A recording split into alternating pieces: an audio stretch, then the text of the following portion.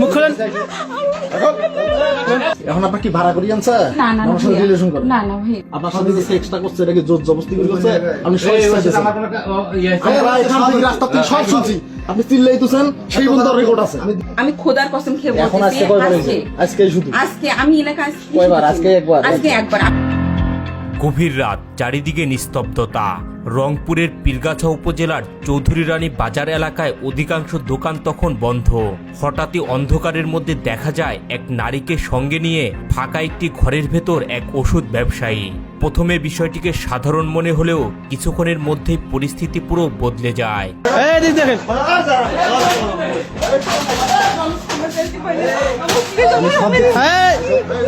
মুখ খোলেন। দেখি দেখি আপনার কোথা থেকে নিয়ে আসছে? আপনার কোথা থেকে নিয়ে আসছে বাবা? মান সম্মানের ব্যাপার আছে, চিল্লাচিল্লি করেন। চুপ। আমার মান সম্মান ওরা বুঝুছি। তাহলে অকাম করতেছেন। আমি অকাম করে আমি এখানে আরে আমরা চিল্লাচিল্লি আমি দেখছি।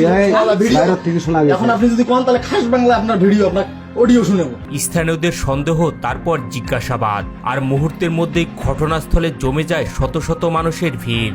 জিজ্ঞাসাবাদের এক পর্যায়ে এই তরুণী জানান সে ছাব্বিরের গেস্ট। এই ঘরের ভেতর অসামাজিক কর্মকাণ্ডে লিপ্ত কেন? এমন প্রশ্নের জবাবে এই তরুণী জানান সবাই ঘর থেকে বের হলেই তিনি মুখ খুলবেন। সবাইকে বলেন। সবাইকে যেতে বলে আমি বলতে আপনি বলেন, কেউ আসবে না। বলেন কেউ। স্থানীয়দের প্রশ্নের মুখে এই তরুণী বলেন তিনি হোস্টেলে থেকে লেখাপড়া করেন। প্রথমে এখানে আসতে চাননি, ঘোরাঘুরি ও খাওয়া দাওয়ার উদ্দেশ্যে বন্ধুর সাথে বের হয়েছিলেন, কিন্তু রাত বেশি হয়ে যাওয়ায় তাকে এই বাসায় রেখে যায় তার বন্ধু। তবে ঘটনাস্থলে উপস্থিত মানুষের প্রশ্ন আরও তীব্র হতে থাকে। এক পর্যায়ে স্থানীয়রা সরাসরি জানতে চান তাদের মধ্যে শারীরিক সম্পর্ক হয়েছে কিনা। আপনি কোথায় পড়েন? আমি ন্যাশনাল আপনি আর কি করে বেড়াচ্ছেন? আমি সাব্বিরের গেস্ট। গেস্ট আপনি এসে কুকি মারামারি করতেছেন কেন? না না আমি এখানে থামেন, বা সত্য কথা বলবেন, আপনার সুন্দরভাবে রাখি আসবো।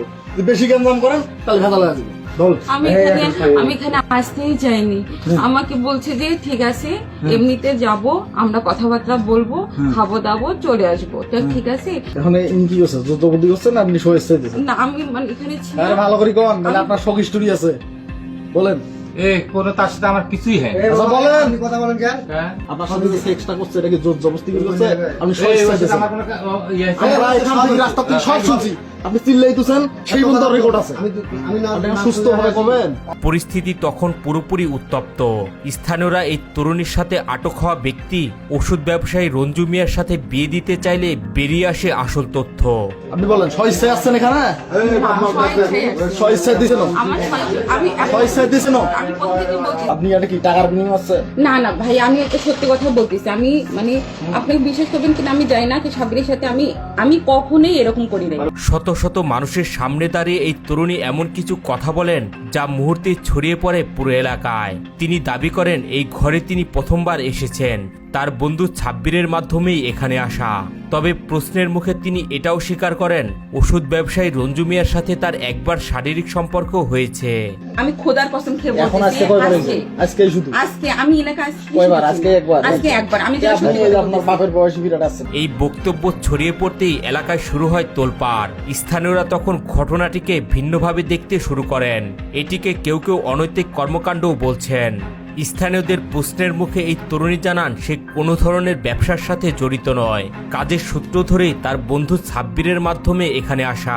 আমি হয়তো অনেক লোক আচ্ছা ঠিক আছে, এখন আপনাকে আমি আপনার প্রকৌশল আপনি খাই, ঠিক আছে আপনি বসে আমাকে আলাদা ভাবে শুনেন। ঘটনার ভিডিও সামাজিক যোগাযোগ মাধ্যমে ছড়িয়ে পড়তেই শুরু হয় তোলপাড়। ফেসবুকে একের পর এক পোস্ট, কমেন্টে তর্ক বিতর্ক।